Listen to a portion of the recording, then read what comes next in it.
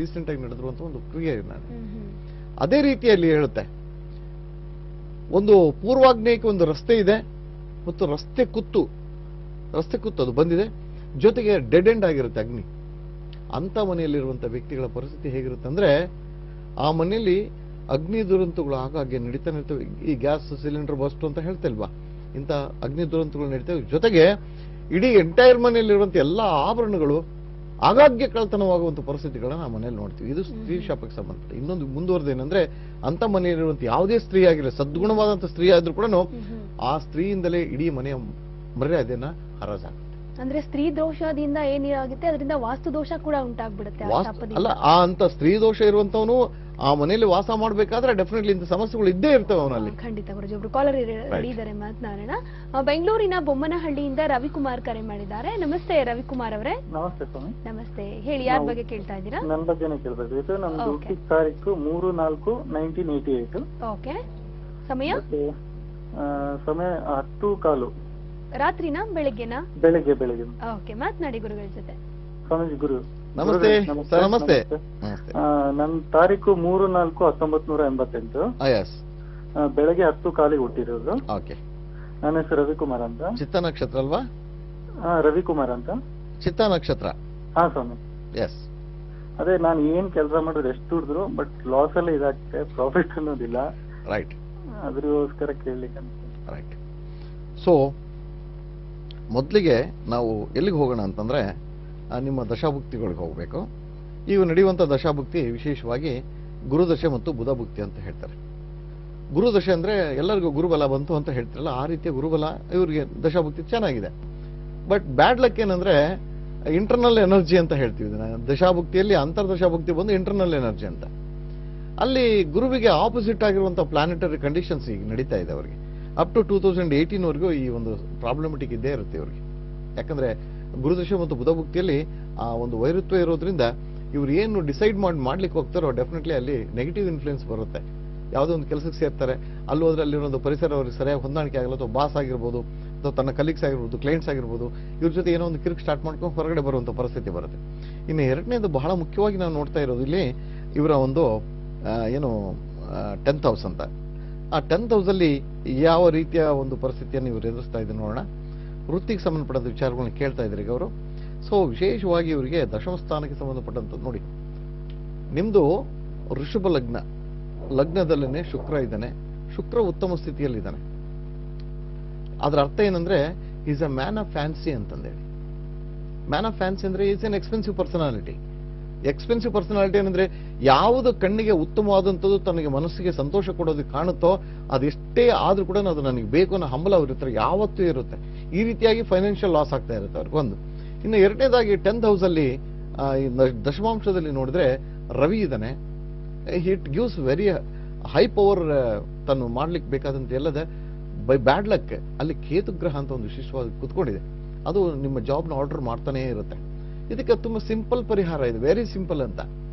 ಒಂದು 21 ದಿನಗಳ ಕಾಲ ಕಂಟಿನ್ಯೂಸ್ ಮಾಡಬೇಕಾದಂತ ಒಂದು ಪರಿಹಾರ ಇದು. ಏನು? ಹರಿಶಿಣದಿಂದ ಗಣಪತಿಯನ್ನ ಮಾಡಿ, ಆ ಪ್ರತಿದಿನ ಹರಿಶಿಣ ಗಣಪತಿ ಮಾಡಬೇಕು. ಮಾಡಿ ಅದನಿಗೆ 21 ಗರಿಕೆಯನ್ನ ಇಟ್ಟು, ಮತ್ತು ಸಾಧ್ಯವಾದಲ್ಲಿ ಗರಿಕೆ ಜೊತೆ ನೀವು ಮೋದಕವನ್ನು ಮಾಡಬೇಕು. ಆಗದಿದ್ರೆ ಕೊನೆಗೆ 21ನೇ ದಿನ ಮೋದಕ ಮಾಡಿದ್ರು ಪರವಾಗಿಲ್ಲ, ಪ್ರತಿದಿನ 11 ಗರಿಕೆಯನ್ನು ಇಟ್ಟು ಆತನನ್ನ ಸ್ಮರಣೆ ಮಾಡಿ ಆತನ ಸ್ತೋತ್ರಗಳನ್ನು ಹೇಳ್ಕೊಳ್ತಾ ಬನ್ನಿ. Definitely change different life in future. ಮಾಡ್ತಾ ಹೋದ್ರೆ ವರ್ಷಕ್ಕೆ 2 ಸಾರಿ ಮಾಡಿ, ಅವಾಗ ನೋಡಿ ನಿಮ್ ಲೈಫ್ ಅಲ್ಲಿ ಟರ್ನಿಂಗ್ಸ್ ಹೆಂಗಿರುತ್ತೆ. All the best, take care. Next collar Sukanya ಬೆಂಗಳೂರಿನ ನಾಗರಬಾವಿಯಿಂದ ಕರೆ ಮಾಡಿದ್ದಾರೆ. ನಮಸ್ತೆ ಸುಕನ್ಯಾ ಅವರೇ. ನಮಸ್ತೆ ಮೇಡಮ್. ನಮಸ್ತೆ, ಹೇಳಿ, ಯಾರ ಬಗ್ಗೆ ಕೇಳ್ತಾ ಇದ್ದೀರಾ? ನನ್ನ ಮಗಳ ಬಗ್ಗೆ ಕೇಳಬೇಕಿತ್ತು. ಚೈತ್ರ ಅಂತ ಅವಳ ಹೆಸರು, ಎನ್ ಚೈತ್ರ. ಓಕೆ, ಹೇಳಿ, ಹುಟ್ಟಿದ ದಿನಾಂಕ ಮತ್ತೆ ಸಮಯ. ಹುಟ್ಟಿದ ದಿನಾಂಕ 25/12/2001. ಮತ್ತೆ ಬೆಳಗ್ಗೆ 7:15ರಿಂದ 8 ಗಂಟೆ ಒಳಗಡೆ ಹುಟ್ಟಿದ್ದಾಳೆ. ಮಾತನಾಡಿ ಗುರುಗಳ ಜೊತೆ. ನಮಸ್ತೆ. ನಮಸ್ತೆ ಗುರುಜಿ. ಹೇಳಮ್ಮ, ಅಶ್ವಿನಿ ನಕ್ಷತ್ರದೋಳು. ಅಶ್ವಿನಿ ನಕ್ಷತ್ರ ನಮ್ಮಳು ಗೊತ್ತಿಲ್ಲ. ಅಶ್ವಿನಿ ನಕ್ಷತ್ರ ಮೇಷರಾಶಿ. ರೈಟ್. ಹೇಳಮ್ಮ. ಅದ ಅವಳ ಆರೋಗ್ಯನೇ ಸರಿಗಿಲ್ಲ ಗುರುಜಿ. ಯಾವಾಗ್ಲೂ ಅಲರ್ಜಿ, ಯಾವಾಗ್ಲೂ ಸೀನ್ತಿರ್ತಾಳೆ. ದಿನಕ್ಕೆ 30-40 ಸೀನ್ ಬರುತ್ತೆ. ಆಯುರ್ವೇದ ತೋರಿಸ್ತೋ, ಹುಷಾರಾಗ್ಲಿಲ್ಲ. ಮತ್ತೆ ಹೋಮಿಯೋಪತಿ ತೋರಿಸ್ತಾನೆ ಇದ್ದೀವಿ. ಇಂಗ್ಲಿಷ್ ಮೆಡಿಸಿನ್ ಎಲ್ಲಿ ಕೊಡ್ಸೋದು ಹುಷಾರೇ ಆಗ್ತಿಲ್ಲ. ಏನ್ ಯಾರ್ದಾರು ಶಾಪನ ಏನಿದು ಚೆನ್ನಾಗ್ ಓದ್ತಾಳ, ಒಳ್ಳೆ ಉದ್ಯೋಗ ಹೋಗ್ತಾಳ ಮುಂದೆ? ಇಲ್ಲ ಇಲ್ಲ, ಶಾಪ ಅಂತಂದಲ್ಲ, ಅವ್ರ ಜಾತಕದಲ್ಲಿ ಇದೆ. ಅದನ್ನ ನೀವು ಸ್ವಲ್ಪ ಬೇರೆ ರೀತಿಯಲ್ಲಿ ಪರಿಹಾರ ಮಾಡ್ಕೊಂಡ್ರೆ ಅನುಕೂಲ ಆಗುತ್ತೆ. ಇದಕ್ಕೆ ಜ್ಯೋತಿಷ್ಯ ಸ್ವಲ್ಪ ಹೆಲ್ಪ್ ಮಾಡುತ್ತೆ ನಿಮ್ಗೆ. ಅವ್ರು ಹೇಳ್ತಿರೋದು ನೆಗಡಿ ಅಂತ ಹೇಳ್ತಾರೆ. ನೆಗಡಿ ಬರ್ಬೇಕಾಗಿದ್ದು ಬರೀ ಕೋಲ್ಡ್ ಇಂದ ಮಾತ್ರ ಬರಲ್ಲ, body heat energy, body heat ಇದ್ರೂ ಕೂಡ ಬರುತ್ತೆ, ಉಷ್ಣ ಆದ್ರೂ ಬರುತ್ತೆ. ಇಲ್ಲ ತುಂಬಾ ಯಾಕೆ ಎಕ್ಸೆಸ್ ಆಫ್ ಹೀಟ್ ಆಗಿದೆ ಅಂತಂದು ಹೇಳಿದಾಗ ಮೂಗಿನಿಂದ ಯಾವಾಗ್ಲೂ ಸೋರ್ತಾನೆ ಇರುತ್ತೆ. ಇವ್ರ ಜಾತಕದಲ್ಲಿ ಏನಂದ್ರೆ ಲಗ್ನದಲ್ಲಿ ರವಿ ಇದ್ದಾನೆ. ರವಿ ಅಂದ್ರೆ ಉಷ್ಣ. ಹೀಗಾಗಿ ಏನಂತೆ ಅವಳು ದೇಹದ ಪ್ರಕೃತಿನೇ ಉಷ್ಣ.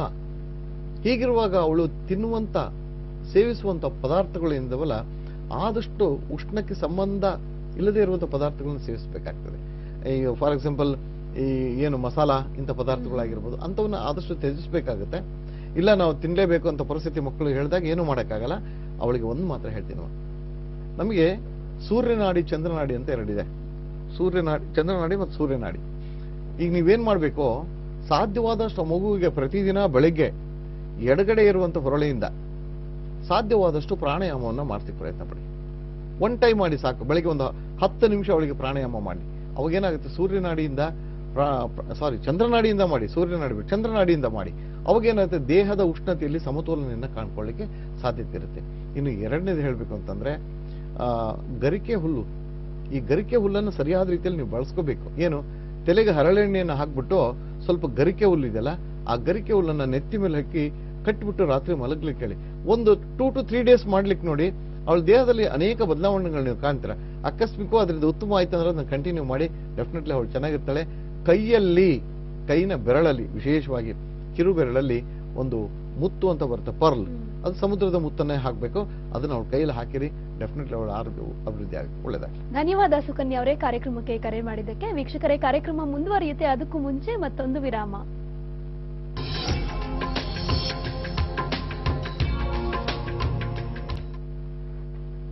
ವಿರಾಮದ ನಂತರ ಮತ್ತೊಮ್ಮೆ ಶ್ರೀವಾಸ್ತು ಶುಭಮಸ್ತು ಕಾರ್ಯಕ್ರಮಕ್ಕೆ ಸ್ವಾಗತ. ನಮ್ಮ ನೆಕ್ಸ್ಟ್ ಕಾಲರ್ ಕಾರವಾರ ಇಂದ ಸುಷ್ಮಾ ಕರೆ ಮಾಡಿದ್ದಾರೆ. ನಮಸ್ತೆ ಸುಷ್ಮಾ ಅವರೇ. ನಮಸ್ತೆ ಮೇಡಮ್. ನಮಸ್ತೆ, ಹೇಳಿ, ಯಾರ ಬಗ್ಗೆ ಕೇಳ್ತಾ ಇದ್ದೀರಾ? ನನ್ನ ಮಗು ಬಗ್ಗೆ ಕೇಳ್ಬೇಕಿತ್ತ. ಓಕೆ, ಹುಟ್ಟಿದ ದಿನಾಂಕ ಸಮಯ ತಿಳಿಸ್ತೀರಾ? 27/2015. 27/2015. ಸಮಯ 8:12 ರಾತ್ರಿ. ಓಕೆ, ಮಾತನಾಡಿ ಗುರುಗಳ ಜೊತೆ. ನಮಸ್ತೆ ಗುರುಜಿ. ಅಮ್ಮ ನಮಸ್ತೆ ಅಮ್ಮ, ಹೇಳಿ. ನನ್ ಪಾಪುಗೆ ಸ್ವಲ್ಪ ತೊಂದರೆ ಇದೆ ಅಂತ ಹೇಳ್ತಾ ಇದಾರೆ ಡಾಕ್ಟರ್ಸ್ ಸಹ. ಅದು ಹೇಗೆ, ಅವನಿಗೆ ಮುಂದೆ ತೊಂದರೆ ಆಗತ್ತಾ? ಏನ್ ತೊಂದರೆ ಆಗಿದೆಮ್ಮ? ಅವನಿಗೆ ಬೆಳವಣಿಗೆ ಇಲ್ಲ, ಅವನು ಮೂಳೆಗಳು ಬೆಳವಣಿಗೆ ಆಗೋದಿಲ್ಲ ಅಂತ ಡಾಕ್ಟರ್ಸ್ ಹೇಳಿದ್ದಾರೆ. ಮೂಳೆಗಳು ಬೆಳವಣಿಗೆ ಆಗಲ್ಲ ಅಂತ ಹೇಳಿದ್ದಾರೆ. ಅವನು ಉದ್ದ ಆಗೋದಿಲ್ಲ. ಅಲ್ಲ, ನಾನ್ ಕೇಳ್ತಿರೋದು ಆರೋಗ್ಯವಾಗಿದನೋ ಇಲ್ವೋ? ಈಗಂತೂ ಇದ್ದಾನೆ. ಮೂಳೆ ಬೆಳವಣಿಗೆ ಆಗಲ್ಲ ಅಂತಂದೇಳಿ ಡಾಕ್ಟರ್ ಹೇಳಿದಾರ? ಡಾಕ್ಟರ್ ಹೇಳಿದ್ದಾರೆ. ಅವನದು ಟೆಸ್ಟ್ ಎಲ್ಲ ಮಾಡ್ತಾಗ್ಲೂ ಹಾಗೆ ಬಂದಿದೆ. ಹಾಗಾಗಿ ಮುಂದೆ ಏನ್ ತೊಂದ್ರೆ ಇದೆ? ಜಾತಕ ಪ್ರಕಾರ ಅವನಿಗೆ ಬಾಲ ಇಷ್ಟ ಇದೆ ಅಂದ್ರು ಅದನ್ನು ಮಾಡಿಸಿದ್ವಿ. ಹೇಗಿದೆ ಅವನ್ ಮುಂದಿನ ಭವಿಷ್ಯ? ಏನಾದ್ರು ತೊಂದ್ರೆ ಇದೆಯಾ? ಸರಿ. ಇಲ್ಲಿ ಜನನ ಕಾಲ ದೋಷಗಳು ಸರಿಯಾಗಿ ನೀವು ನೋಡ್ಕೋಬೇಕಾಗಿತ್ತು. ಎಲ್ಲೋ ಒಂದ್ ಕಡೆ ಮರ್ತ್ ಬಿಟ್ಟಿದ್ರ. ಅದನ್ನ ನಿಮ್ಗೆ ಯಾರಾದ್ರೂ ಅಡ್ವೈಸ್ ಮಾಡ್ಬೇಕಾಗಿತ್ತು ನನ್ನ ಅಭಿಪ್ರಾಯದಲ್ಲಿ. ಸೊ 2015 ಅಲ್ವಮ್ಮ ಅದು ಡೇಟ್ ಆಫ್ ಬರ್ತ್? ರೈಟ್. ಇಲ್ಲಿ ವಿಶೇಷವಾಗಿ ಆ ಮಗುವಿನ ಬೋನ್ಸ್ ಸಂಬಂಧಪಟ್ಟಂತ ವಿಚಾರದಲ್ಲಿ ಬೆಳವಣಿಗೆಗಳು ಕಡಿಮೆ ಅಂತ ಹೇಳ್ತಿದ್ರೆ ಕಾರಣ ಇಷ್ಟೇ. ಮೂಳೆಗಳಿಗೆ ವಿಶೇಷವಾದಂಥ ಬೆಳವಣಿಗೆಯನ್ನ ಕೊಡುವಂಥವನು ವಿಶಿಷ್ಟವಾದಂಥ ಶನಿ ಬೇಕು. ಬಹಳ ಮುಖ್ಯವಾಗಿ ಆತನ ಒಂದು ನರಗಳಿಗೆ ಸಂಬಂಧಪಟ್ಟಂಥವನು ಬುಧನಾಗ್ತಾನೆ. ಈಗ ಅನೇಕ ಗ್ರಹಗಳ ಕೂಡದಿಂದ ಹಿಂಗಾಗುತ್ತೆ. ಇವ್ರದ್ದು ಮಕರ ಲಗ್ನ. ಆ ಲಗ್ನಾಧಿಪತಿಯಾದಂಥ ಶನಿ ನಕ್ಷತ್ರದಲ್ಲಿ ಇರೋದ್ರಿಂದ ಮತ್ತು ರಿಟ್ರೋಗ್ರೇಡ್ ಅಂತ ಹೇಳ್ತೀವಿ, ವಕ್ರಿ ಆಗಿರೋದ್ರಿಂದ ಏನಾಗುತ್ತೆ, ಎಲ್ಲೋ ಒಂದ್ ಕಡೆ ಮೂಳೆಗಳಿಗೆ ಸಂಬಂಧಪಟ್ಟಂತ ವಿಷಯಗಳು ಬರ್ತಾವಿಲ್ಲ ಅಂತಲ್ಲ.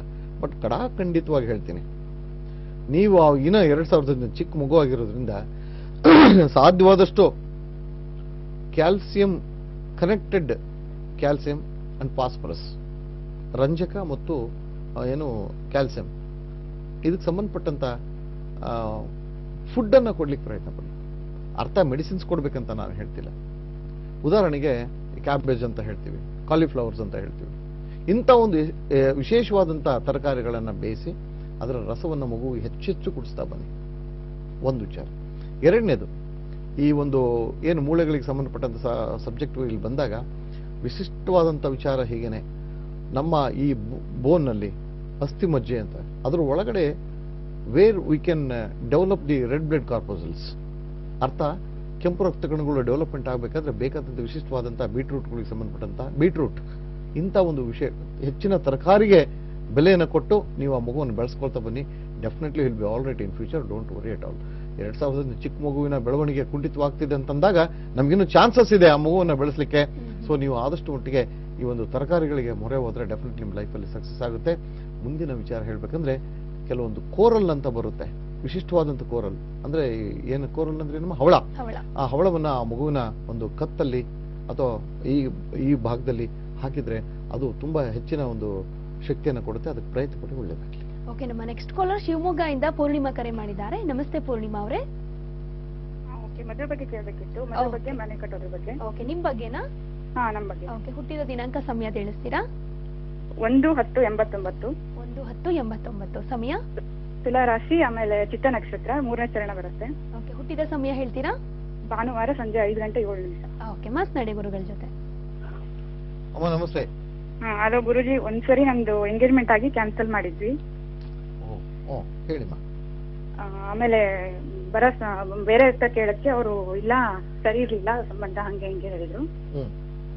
ಅಷ್ಟೇ, ಈಗ ಬೇರೆ ಕಡೆ ಹೋಗ್ತಾ ಇದೀವಿ. ಈಗ ಒಂದ್ ಸಂಬಂಧ ಬರ್ತಾ ಇದೆ, ಅದು ನಮ್ಮನೇಲಿ ಎಲ್ಲರೂ ಅವ್ರ ಕಡೆಯವರೆಲ್ಲ ಇಷ್ಟಪಟ್ಟು ಹೋಗಿದ್ದಾರೆ. ಏನಾಗತ್ತೆ ಅಂತ ಗೊತ್ತಿಲ್ಲ ಗುರುಜಿ. ಸರಿ, ಟೈಮ್ ಫ್ಯಾಕ್ಟರ್ ಅಂತ ಬಹಳ ಮುಖ್ಯವಾಗಿ ನಾವು ನೋಡ್ಬೇಕು ಈ ಟೈಮಲ್ಲಿ. ಯಾಕಂದ್ರೆ ಇವರ್ in the peak hour, very peak ಹವರ್ನಲ್ಲಿ ಅಂದ್ರೆ 2015 ಮುಗಿತೀಗ 2016 ಜುಲೈ ಒಳಗಡೆನೆ ನಿನಗೆ ಕಂಕಣ ಬಲ ಇರೋದು. ಇದು ಮಿಸ್ ಆಯಿತು ಅಂದ್ರೆ ನಿಮಗೆ ತುಂಬಾ ಕಷ್ಟ ಆಗುತ್ತೆ. ಈ ಟೈಮಲ್ಲಿ ಟೈಮ್ ಹೇಗಿದೆ ನೋಡೋಣ. 2015 ಶನಿ ಗ್ರಹ ಸ್ಟಾರ್ಟ್ ಆಗ್ಬಿಡುತ್ತೆ. 2015 ಸ್ಟಾರ್ಟ್ ಆಗಿ ಹೋಗಿದೀಗ. ಶನಿ ಮತ್ತು ಶುಕ್ರನಿಗೆ ಸಂಬಂಧಪಟ್ಟಂತ 2016 ಜೂನ್ ಆಬ್ಸಲ್ಯೂಟ್ ಟೈಮ್.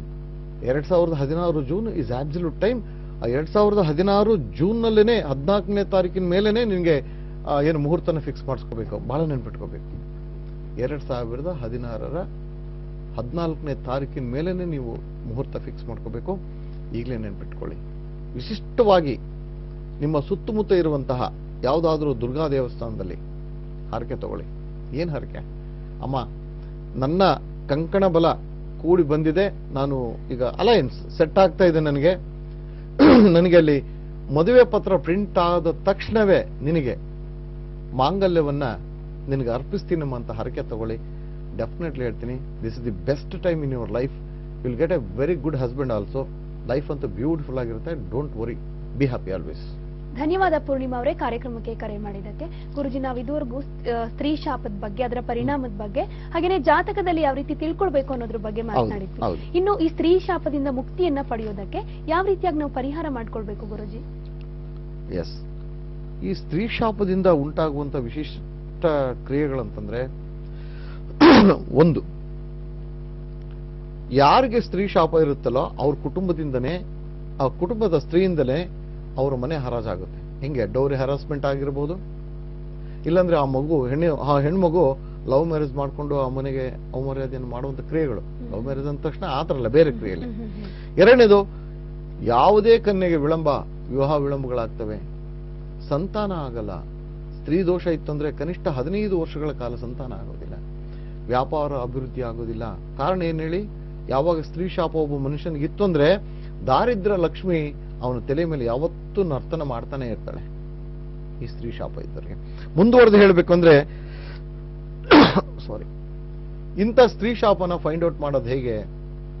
ನಿಮ್ದು ಜಾತಕ ಇಲ್ಲ ಅಂತಂದಾಗ ನಿಮ್ಮ ಅಪ್ಪ ಅಮ್ಮ ಅವರ ಜಾತಕಗಳನ್ನ ನೋಡಿದ್ರೆ ಬೇಕಾದ್ರೆ ನೋಡ್ಬೋದು, ಇಲ್ಲವೇ ಮುಂದೆ ಹುಟ್ಟುವಂತ ಸಂತಾನಗಳಲ್ಲಿ ಆ ಸ್ತ್ರೀ ಶಾಪದ ಒಂದು ಪರಮಾವಧಿಯನ್ನು ನಾವು ಕಂಡುಹಿಡಿಬಹುದು. ಇವೆಲ್ಲ ಕ್ರಿಯೆಗಳಿದಾವೆ ಸ್ತ್ರೀ ಶಾಪಕ್ಕೆ ಸಂಬಂಧಪಟ್ಟಂತದ್ದು. ಪರಿಹಾರ ಮಾಡ್ಬೇಕಂದ್ರೆ ಏನ್ ಮಾಡ್ಬೇಕು? ತುಂಬಾ ಸಿಂಪಲ್ ಆಗಿದಾವೆ. ಒಟ್ಟು ಮನಸ್ಸಿಟ್ಟು ಮಾಡಬೇಕಾದಂತ ಕ್ರಿಯೆ. ಸ್ತ್ರೀಯರಿಗೆ ಬೇರೆ, ಪುರುಷನಿಗೆ ಬೇರೆ. ಪುರುಷನಾದವನು ಓಂ ದುಂ ದುರ್ಗೈ ನಮಃ ದುರ್ಗೆಯನ್ನ 1008 ಬಾರಿ ಒಂದು ದಿನಕ್ಕೆ ಜಪ ಮಾಡ್ತಾ ಹೋಗ್ಬೇಕು, ಒಂದು ಮಂಡಲದವರೆಗೆ 48 ದಿನಗಳ ಕಾಲ, ಪ್ರತಿ ವರ್ಷಕ್ಕೆ 2 ಬಾರಿ ಅಂತೆ. ಇನ್ನು ಎರಡನೇದು, ಸಾಧ್ಯವಾದಲ್ಲಿ ಅನುಕೂಲ ಸ್ಥಿತಿ ಇದ್ರೆ ಚಂಡಿಕಾ ಹೋಮವನ್ನು ಮಾಡ್ಕೋಬೇಕಾಗುತ್ತೆ. ಇಲ್ಲ ಚಂಡಿಕಾ ಹೋಮ ಮಾಡ್ಲಿಕ್ಕಾಗಲ್ಲ ಅಂದ್ರೆ ಓಂ ದುಮ್ ದುರ್ಗಾಯ ನಮಃ 108 ಬಾರಿ. ಇಲ್ಲಿ ಬಹಳ ಮುಖ್ಯವಾಗಿ ಲಕ್ಷ್ಮಿಗೆ ಸಂಬಂಧಪಟ್ಟಂತ ವಿಶಿಷ್ಟತೆ, ಯಾಕಂದ್ರೆ ಶುಕ್ರ ಲಕ್ಷ್ಮಿ ಸ್ಥಿತಿ ಆಗಿರೋದ್ರಿಂದ ಅಷ್ಟಲಕ್ಷ್ಮಿ ಯಂತ್ರವನ್ನ ಮನೆಗೆ ತಂದು ಅದನ್ನ ನೀವು ಶುಚಿಭೃತರಾಗಿ ಸ್ವಚ್ಛಗೊಳಿಸಿ ಅದಕ್ಕೆ ಕುಂಕುಮಾರ್ಚನೆಯನ್ನ ಪ್ರತಿ ಶುಕ್ರವಾರ ಮಾಡ್ತಾ ಹೋಗ್ಬೇಕು. ಅದೇ ಸ್ತ್ರೀ ಆದವಳು ಲಕ್ಷ್ಮಿಗೆ ಸಂಬಂಧಪಟ್ಟಂತ ಪುಷ್ಪಾರ್ಚನೆ ಕುಂಕುಮಾರ್ಚನೆಗಳನ್ನ ಮಾಡಿ ವ್ರತ ತಗೋಬೇಕು. ಶುಕ್ರವಾರ ದಿನ ಉಪವಾಸ ವ್ರತಗಳನ್ನ ಮಾಡ್ತಾ ಹೋಗ್ಬೇಕು. ಇದು ಒಂದು ವಿಚಾರ. ಆಮೇಲೆ ಬಹಳ ಮುಖ್ಯವಾಗಿ ಹೇಳ್ತೀನಿ, ಇವೆಲ್ಲವನ್ನು ಮಾಡುವಂತ ಸ್ಥಿತಿಗತಿಗಳು ಇದ್ರೆ ಮಾಡಕ್ಕಾಗ್ಲಿಲ್ಲ ಅಂತಂದಾಗ ಇಲ್ಲಿ ಹೇಳುತ್ತೆ, ಯಾವ ವ್ಯಕ್ತಿಗೆ ಸ್ತ್ರೀ ದೋಷ ಇರುತ್ತಾನೋ ಅವನು ಮೊಟ್ಟ ಮೊದಲಿಗೆ ಮಾಡಬೇಕಾದಂತ ಕ್ರಿಯೆ ಏನಂದ್ರೆ, ಗರ್ಭಿಣಿ ಸ್ತ್ರೀಗೆ ಅವಳಿಗೆ ಬೇಕಾದಂತ ಮೆಡಿಕಲ್ ಅಸಿಸ್ಟೆನ್ಸ್ ಅಂದ್ರೆ ಧನ ಸಹಾಯ ಆಗಿರ್ಬೋದು, ಔಷಧಿಗಳನ್ನು ಕೊಡುವಂತ ವಿಚಾರ ಆಗಿರ್ಬೋದು, ನಿರ್ಗತಿಕ ಸ್ತ್ರೀಗೆ ಬಟ್ಟೆ, ಊಟ ವಸತಿ ಇವುಗಳನ್ನ ಕೊಡ್ತಾ ಹೋಗ್ಬೇಕು. ಇನ್ನು ಓದುವಂತ ಹೆಣ್ಣು ಮಗು ಇತ್ತಂದ್ರೆ, ಬಡ ಮಗು ಇತ್ತಂದ್ರೆ, ಓದ್ಲಿಕ್ಕೆ ಆಗದೆ ಇರುವಂತ ಮಗು, ಅದಕ್ಕೆ ಮುಂದಿನ ಓದಿಗೆ ಬೇಕಾದಂತ ಸಹಾಯವನ್ನ ಮಾಡಬೇಕು. ಇನ್ನೂ ಮುಂದುವರೆದು ಹೇಳ್ಬೇಕಂದ್ರೆ, ಈಗ ಕಂಕಣ ಕೂಡಿ ಬರುವಂತಹ ಒಂದು ಮಗು ಇರುತ್ತೆ, ಅವ್ರ ಮನೆಯಲ್ಲಿ ಮದುವೆ ಮಾಡ್ಲಿಕ್ಕೆ ಆಗ್ತಾ ಇಲ್ಲ ಅಂತ ಸಂದರ್ಭದಲ್ಲಿ ನೀವೇ ಮುಂದುವರೆದು ನಿಂತು ದಾರ ಎರೆದುಕೊಟ್ಟು ಅವಳಿಗೆ ಮಾಂಗಲ್ಯ ಭಾಗ್ಯವನ್ನು ಕಲ್ಪಿಸಿಕೊಡ್ಬೇಕು. ಇವೆಲ್ಲ ಕ್ರಿಯೆಗಳನ್ನು ಮಾಡ್ತಾ ಬಂದಾಗ ಆ ಸ್ತ್ರೀ ಶಾಪದ ಎಫೆಕ್ಟ್ ಏನಿದೆಲ್ಲ ಕಡಿಮೆ ಆಗ್ತಾ ಹೋಗುತ್ತೆ. ಓಕೆ ಗುರುಜಿ, ಕೊನೆಯದಾಗಿ ಕಾರ್ಯಕ್ರಮದ ಕೊನೆ ಹಂತಕ್ಕೆ ಬಂದಿದ್ದೀವಿ. ಹಾಗಾಗಿ ನಿಮ್ಮ ವಾಸ್ತುಲಕ್ ಸಂಸ್ಥೆಯ ಬಗ್ಗೆ ವೀಕ್ಷಕರಿಗೆ ಏನಾದರೂ ಸಂದೇಶ ನೀಡೋಕೆ ಇಷ್ಟಪಡ್ತೀರಾ? ಡೆಫಿನೆಟ್ಲಿ. ನೆನ್ಪಿಟ್ಕೊಳ್ಳೋ ವಿಚಾರ ಹೀಗಿದೆ, ಎಲ್ಲರೂ ಕಂಡಕ್ಟ್ ಮಾಡ್ತಾರೆ ಕ್ಲಾಸಸ್ಗಳನ್ನ, ಅದೇ ತರ ಶ್ರೀ ವಾಸ್ತುಲಕ್ ಸಂಸ್ಥೆನೂ ಕಂಡಕ್ಟ್ ಮಾಡುತ್ತೆ ಕ್ಲಾಸ್ಗಳನ್ನ. ನೋ ಡೌಟ್ ವ್ಯತ್ಯಾಸಗಳು ಇರಲೇಬೇಕಲ್ಲ, ಏನಾದ್ರೂ ಒಂದು ವ್ಯತ್ಯಾಸ ಇರಬೇಕಲ್ಲ. ವ್ಯತ್ಯಾಸ ಏನಿದೆ? ನೀವ್ ಯಾಕೆ ಈ ಜ್ಯೋತಿಷ್ಯವನ್ನ ಮತ್ತು ವಾಸ್ತುವನ್ನ ವೈಜ್ಞಾನಿಕ ದೃಷ್ಟಿಕೋನದಿಂದ ನೋಡ್ಲಿಕ್ಕೆ ಆಗ್ತಾ ಇಲ್ಲ? ಇವತ್ತು ಗೌರ್ಮೆಂಟ್ ಹೊಡ್ಕೊಳ್ತಾ ಇದ್ದಾರೆ, ಜ್ಯೋತಿಷ್ಯ ಬೇಡ ವಾಸ್ತು ಬೇಡ ಅಂತಂದೇಳಿ ಹೊಡ್ಕೊಳ್ತಾ ಇದೆ. ಹೊಡ್ಕೊಳ್ಳಿಕ್ಕೆ ಒಂದು ಕಾರಣ ಇದೆ, ಅದು ನಾವು ಮಾಡ್ಕೊಂಡಿರುವಂತ ಪ್ರಕ್ರಿಯೆ ಏನು. ಎಲ್ಲೋ ಒಂದ್ ಕಡೆ ಈಗ ಮೊನ್ನೆ ಯಾವುದೋ ಒಂದು ಇನ್ಸಿಡೆಂಟ್ ನಡೆದಿರೋದು ಏನಂದ್ರೆ, ಕೇವಲ ಆ ಜಾತಕದಲ್ಲಿ ಯಾವುದೇ ದೋಷಗಳು ಇಲ್ದಿದ್ರು ಕೂಡ ಅಘೋರಿಗಳನ್ನ ಕರೆಸಿಬಿಟ್ಟು ಕಂಕಣ ಬಲ ಇಲ್ಲ, ಹುಡುಗಿಗೆ ಮದುವೆ ಆಗ್ತಾ ಇಲ್ಲ, ಅಘೋರಿಗಳನ್ನ ಕರೆಸಿ ಹೋಮ ಮಾಡಿಸಿದ್ರೆ ಮಗುಗೆ ಮದುವೆ ಆಗುತ್ತೆ ಅಂತ ನಮ್ಮ ಕೆಲವೊಂದು ವ್ಯಕ್ತಿಗಳು ಹೇಳೋದ್ರಿಂದ ಏನಾಗುತ್ತೆ, ಅದು ಮೂಢನಂಬಿಕೆಗೆ ಮೊದಲ ಅಧ್ಯಾಯ ಆಗುತ್ತೆ. ಅದನ್ನ ಅಂತ ಒಂದು ಕ್ರಿಯೆಗಳನ್ನ ಬಿಡಿ, ಜ್ಯೋತಿಷ್ಯವನ್ನ ವಿಜ್ಞಾನದಿಂದ ನೋಡಿ. Definitely there is vastu beautiful energy sources. ಇಂಥವನ್ನೆಲ್ಲ ಮಾಡಬೇಕಾದ್ರೆ ನಾವು ಬೆಳೆಸ್ಕೋಬೇಕು, ನಮ್ಮ ವಿಜ್ಞಾನವನ್ನು ಬೆಳೆಸ್ಕೋಬೇಕು, ವೈಜ್ಞಾನಿಕ ಮನೋಭಾವನೆಯನ್ನು ಬೆಳೆಸ್ಕೋಬೇಕು. ಇಂಥ ಕ್ರಿಯೆಗಳನ್ನ ಅಲ್ಲಿ ಕಲಿಸ್ಕೊಡ್ತಾ ಇದೆ ನಿಮಗೆ. ಎಲ್ಲಿ? ಸೆಮಿನಾರ್ನಲ್ಲಿ ಸರ್ಟಿಫಿಕೇಟ್ ಕೊಡ್ತಾ ಇದೆ. ಸರ್ಟಿಫಿಕೇಟ್, ಕಂಪನಿಯಿಂದ ಸರ್ಟಿಫಿಕೇಟ್ ಜೊತೆಗೆ ಉದ್ಯೋಗ ಅವಕಾಶಗಳು ಅಂತ ಹೇಳಿದೆ. ಯಾವ ವ್ಯಕ್ತಿ ತಾನು ನಿರುದ್ಯೋಗದಿಂದ ಬಳಲ್ತಾ ಇರ್ತಾನೋ ಅಂತ ವ್ಯಕ್ತಿಗಳಿಗೆ ಆ ಒಂದು ಸೆಮಿನಾರ್ನಲ್ಲಿ ಭಾಗವಹಿಸಿದ ಮೇಲೆ ಅವರಿಗೆ ಮತ್ತೆ ಪುನಃ ಟ್ರೈನ್ ಅಪ್ ಮಾಡಿ ಅವ್ರನ್ನ ಸಂಸ್ಥೆಗೆ ಸೇರ್ಕೊಂಡು ಅವ್ರಿಗೊಂದು ಒಳ್ಳೆ ಉದ್ಯೋಗ ಅವಕಾಶವನ್ನು ಕೊಡುತ್ತೆ. ಇಂಥ ಒಂದು ನಿಜ ಹೇಳಬೇಕು ಅಂದ್ರೆ ವಿಶೇಷವಾದಂತ ಒಂದು ಕಾರ್ಯಕ್ರಮವನ್ನೇ ನಾವು ಕೈಗೊಂಡಿರೋದ್ರಿಂದ ಅದಕ್ಕೆ ನಿಮ್ಮೆಲ್ಲರ ಸಪೋರ್ಟ್ ಬೇಕೇ ಬೇಕು, ಇಲ್ಲದಿದ್ರೆ ಆಗಲ್ಲ. ಸೊ ಯಾರ್ಯಾರು ಕಲಿಬೇಕಂತ ಇಷ್ಟ ಇದೆನೋ, ಯಾರ್ಯಾರು ನಮ್ಮಲ್ಲಿ ಬಂದು ಸೇರ್ಕೋಬೇಕಂತ ಇಷ್ಟ ಇದೆನೋ, ಪ್ಲೀಸ್ ಕೈಂಡ್ಲಿ ನಿಮ್ಮ ಹೆಸರುಗಳನ್ನ ನೋಂದಾವಣೆ ಮಾಡ್ಕೊಳ್ಳಿ, ಬನ್ನಿ ಸೇರ್ಕೊಳ್ಳಿ, ನಮ್ಮ ಜೊತೆ ನೀವು ಸೇರ್ಕೊಳ್ಳಿ. ನಾವು ದುಡಿತಾ ಇದ್ದೀವಿ, ನೀವು ದುಡಿರಿ, ಎಲ್ಲರೂ ನೋಡ್ಕೊಂಡು ನಮ್ಮ ಜೀವನವನ್ನು ನಾವು ಸುಖವಾಗಿ ಇಟ್ಕೊಳ್ಳೋಣ ಅಂತ ಆಶಿಸ್ತಾ ನಿಮ್ಗೆಲ್ಲರಿಗೂ I once again requesting you, please kindly enroll your name. Okay Guruji, ಇವತ್ತಿನ ಕಾರ್ಯಕ್ರಮದಲ್ಲೂ ಕೂಡ ಕರೆ ಮಾಡಿದವರ ಸಮಸ್ಯೆಗೆ ಪರಿಹಾರ ನೀಡೋದ್ರ ಜೊತೆಗೆ ಈ ಸ್ತ್ರೀ ಶಾಪದ ಬಗ್ಗೆ ಹಾಗೇನೆ ಆ ಶಾಪದಿಂದ ವಿಮೋಚನೆಯನ್ನ ಹೇಗೆ ಮಾಡ್ಕೊಳ್ಬೇಕು ಅಂತ ಕೂಡ ತಿಳಿಸ್ಕೊಟ್ಟಿದ್ದೀರಾ. ಧನ್ಯವಾದಗಳು. ಓಂ ಸಾಯಿ ಗುರುಭ್ಯೋ ನಮಃ. ನಮಸ್ತೆ. ನಮಸ್ತೆ ವೀಕ್ಷಕರೇ, ಗುರೂಜಿಯವರ ನೇರ ಭೇಟಿಗಾಗಿ ಈ ವಿಳಾಸಕ್ಕೆ ಸಂಪರ್ಕ ಮಾಡಿ. ಶ್ರೀ ವಾಸ್ತು ಲಕ್ ನಂಬರ್ 23/3, 21/4A, 1ನೇ ಮಹಡಿ, ಲಕ್ಷ್ಮೀ ವಲ್ಲಭ ಕಲ್ಯಾಣ ಮಂಟಪದ ಹತ್ತಿರ, ವಸಂತಪುರ ಮುಖ್ಯ ರಸ್ತೆ, ಕೋಣನಕುಂಟೆ ಕ್ರಾಸ್, ಬೆಂಗಳೂರು 62. ಮೊಬೈಲ್ ಸಂಖ್ಯೆ ನೋಟ್ ಮಾಡ್ಕೊಳ್ಳಿ, 9019115115. ಇನ್ನು ಇಮೇಲ್ ಅಲ್ಲೂ ಕೂಡ ನೀವು ಕಾಂಟ್ಯಾಕ್ಟ್ ಮಾಡೋ ಪ್ರಯತ್ನವನ್ನ ಮಾಡಬಹುದು, shrivastulak@gmail.com. ಹಾಗೇನೆ ವೆಬ್ ಅಡ್ರೆಸ್ ಕೂಡ ನೋಟ್ ಮಾಡ್ಕೊಳ್ಳಿ, www.yatindrasai.com.